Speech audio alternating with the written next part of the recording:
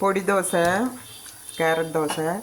இதுக்கு வந்துட்டு ஃபஸ்ட்டு தோசை ஊற்றிடணும். ஊற்றி முடித்ததே இது மாதிரி பொட்டுக்கடலை பொடி ஏற்கனவே என்னோடய ரெசிப்பியில் போட்டிருப்பேன். பச்சை பூண்டு, பொட்டுக்கடலை, சீரகம், மிளகு, உப்பு இவ்வளோ தான் தேவை. இதுக்கு அரைச்சி வச்சுக்கிட்டா செம்ம டேஸ்ட்டாக இருக்கும். இது வந்து தோசை மேலே நான் போட்டிருக்கிறேன்.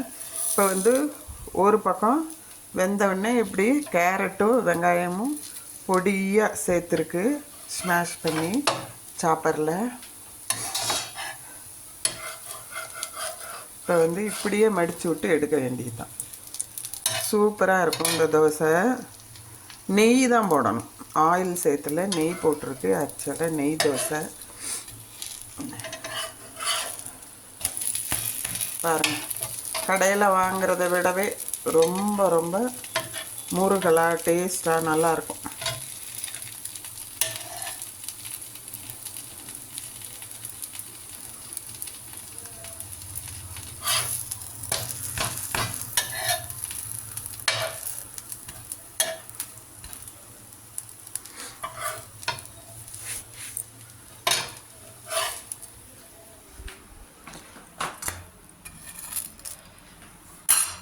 இதுக்கு இப்போ தேங்காய் சட்னி ஏற்கனவே அரைச்சது தான். தேங்காய் சட்னி இருந்தது, அதை யூஸ் பண்ணிக்கிறோம்.